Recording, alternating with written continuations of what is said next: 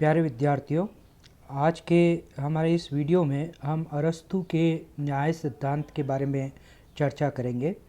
इससे पूर्व हमने प्लेटो पढ़ते समय प्लेटो और उसके पूर्ववर्ती दार्शनिकों के न्याय के सिद्धांत के बारे में भी चर्चा की थी। अरस्तू के न्याय के सिद्धांत की अगर बात की जाए और प्लेटो से अगर हम इसकी तुलना करें तो प्लेटो का न्याय के सिद्धांत की तुलना में अरस्तू का जो न्याय का सिद्धांत है वो ज़्यादा यथार्थवादी है और ज़्यादा व्यवहारिक है। और यही कारण है कि आज भी हम जब न्याय के सिद्धांत की चर्चा करते हैं तो अरस्तू के न्याय का सिद्धांत एक आधारभूत अवधारणा के रूप में हमारे काम आता है। प्लेटो की तरह अरस्तू ने न्याय को एक नैतिक सद्गुण के रूप में तो देखा है, लेकिन उसे पूर्ण सद्गुण नहीं माना है जैसा कि प्लेटो मानता है। उसने अपनी पुस्तक एथिक्स में न्याय के सिद्धांत की चर्चा की है और उसने दो तरह के न्याय की चर्चा एथिक्स में की है, यानी न्याय के दो प्रकार एथिक्स में वह बताता है। पहला है वितरणात्मक न्याय और दूसरा है सुधारात्मक न्याय। यानी अरस्तू ने ये कहा कि न्याय का प्रमुख उद्देश्य क्या है। न्याय का प्रमुख उद्देश्य है संसाधनों का न्यायपूर्ण वितरण करना।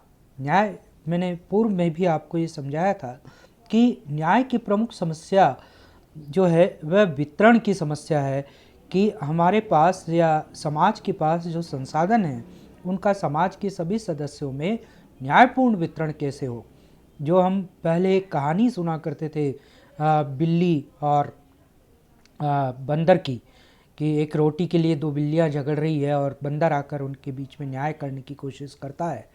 तो वह जो रोटी का बंटवारा, यानी बंटवारा वितरण जो है किसी वस्तु का, संसाधनों का, ये न्याय की प्रमुख समस्या है। और इसलिए अरस्तू भी ये कहता है कि न्याय का प्रमुख उद्देश्य संसाधनों का न्यायपूर्ण वितरण करना है।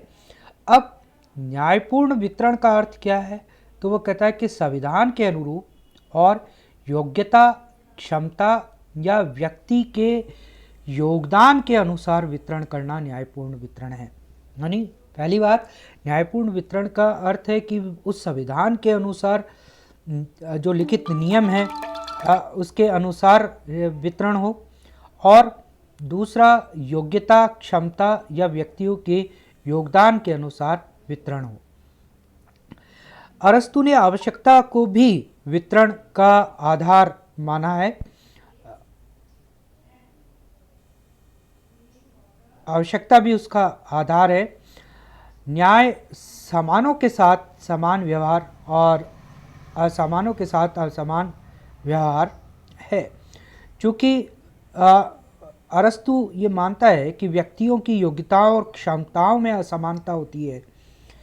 सभी व्यक्तियों की योग्यताएं समान नहीं होती, सभी व्यक्तियों की योग्यताएं या क्षमताएं असमान होती है। इसलिए असमानता, अरस्तू के मत में असमानता जो है वह एक प्राकृतिक या स्वाभाविक है।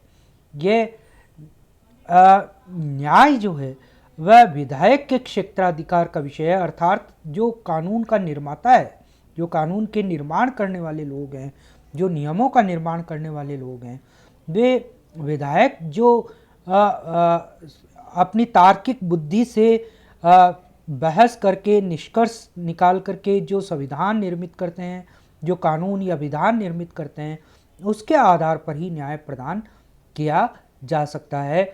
लेकिन न्याय के भीतर ये बात हमेशा विद्यमान होती है कि न्याय का अर्थ सबके साथ समान व्यवहार करना नहीं होता। अगर असमानता है तो न्याय, असमान वितरण भी न्याय होगा। और इस वितरण का आधार अरस्तू की नज़र में योग्यताएं या क्षमताएं होती है, और आवश्यकता भी उसका आधार हो सकता है। न्याय का दूसरा महत्वपूर्ण उद्देश्य जो अरस्तू ने माना है वह सुधार है। वह दूसरा प्रकार न्याय का जो है वह दंडात्मक न्याय है। अपराध के लिए दिया गया नकारात्मक पुरस्कार दंड है। दंड के 3 उद्देश्य हैं। एक, अपराधी में सुधार। इस हेतु उन परिस्थितियों का निराकरण करना आवश्यक है जिन परिस्थितियों के कारण अपराधी ने अपराध किया है। यानी न्याय का पहला उद्देश्य है, दंड का पहला उद्देश्य है अपराधी में सुधार करना। अपराधी ने अपराध क्यों किया, किन परिस्थितियों में किया, किन विवशताओं के कारण किया, उन परिस्थितियों जो है समाप्त करना, उन परिस्थितियों को मिटाना, ये न्याय के दंड देने का आधार होता है। जैसे मान लीजिए किसी ने चोरी की, तो वो चोरी, मान लो किसी ने खाने की वस्तु चुराई, इसलिए चुराई क्योंकि वह भूखा है, तो चूंकि वह भूखा है इसलिए वह अपराध कर रहा है। तो कोई व्यक्ति भूखा ना रहे, इस परिस्थिति का निर्माण करना न्याय का उद्देश्य होना चाहिए। न्याय का दूसरा उद्देश्य जो अरस्तु ने माना वह है प्रतिरोध। इसके अनुसार, न्याय के सिद्धांत के अनुसार, प्रतिरोध के सिद्धांत के अनुसार अपराधी को इतनी मात्रा में दंड दिया जाना चाहिए कि उसमें इतना भय उत्पन्न हो कि वह पुनः ऐसा अपराध न करे। न केवल वह ऐसा अपराध न करे बल्कि दूसरे भी ऐसा अपराध करने की ज़रूरत न करे, इतनी मात्रा में दंड अपराधी को दिया जाना चाहिए। न्याय का तीसरा जो उद्देश्य होता है, दंड का तीसरा उद्देश्य होता है वह प्रतिकार। इसमें अपराधी को अपराध की मात्रा के बराबर दंड दिया जाना चाहिए। यानी जैसे मान लो किसी ने किसी की हत्या की है, तो न्याय का प्रतिकार का सिद्धांत ये कहता है कि उसको मृत्यु दंड दिया जाए। ये न्याय के दंड के सिद्धांत अरस्तु ने बताए। अपनी एक अन्य पुस्तक रिटोरिक्स में वह 2 तरीके के न्याय की चर्चा करता है। एक विशिष्ट और वैश्विक न्याय है, यानी न्याय के 2 प्रकार है। एक विशिष्ट न्याय। विशिष्ट न्याय किसी विशेष देश के भीतर उसके अपने संविधान के आधार पर या अपने कानूनों के नियमों के आधार पर प्रदान किया जाता है, वह विशिष्ट न्याय होता है। यह हर देश या हर राज्य का अलग अलग होगा, क्योंकि हर राज्य का, हर देश का अपना अलग अलग संविधान होगा।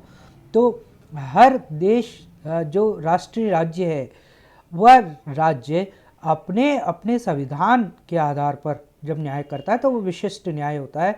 और ये जो संविधान, ये नियम होते हैं, ये मनुष्य की तर्क बुद्धि के द्वारा निर्मित होते हैं। जैसे इस बात को यूँ समझें कि जैसे भारत है, तो भारत में 1950 में हमने आज़ादी के बाद संविधान सभा बनाई। संविधान सभा में तर्क वितर्क हुआ।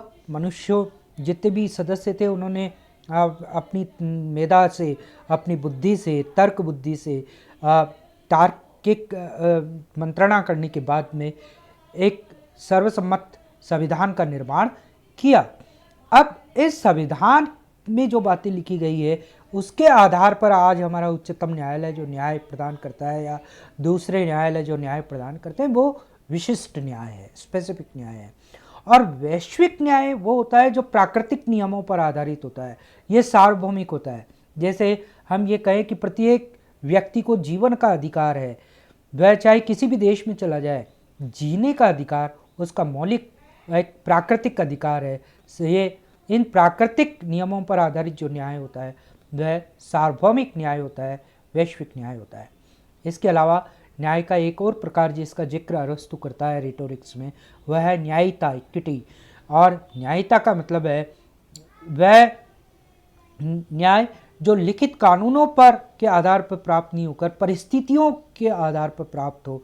यानी कई बार जो न्यायाधीश होते हैं उन न्यायाधीशों के समक्ष ऐसे मामले भी आते हैं जिनके बारे में लिखित कानून नहीं है, लिखित नियम नहीं है, संविधान या नियमों के अंतर्गत कुछ लिखा हुआ नहीं है। तब न्यायाधीश अपनी तार्किक बुद्धि से, अपनी विवेक से जो परिस्थितियों के आधार पर जो न्याय प्रदान करते हैं उसे न्यायिता कहा जाता है। तो ये अरस्तु के न्याय के सिद्धांत हैं जो जिनमें से बहुत सारी चीज़ों को आज हम न्याय की जब बात करते हैं तो न्याय के आधारभूत सिद्धांतों को हम लागू करते हैं। Thank you.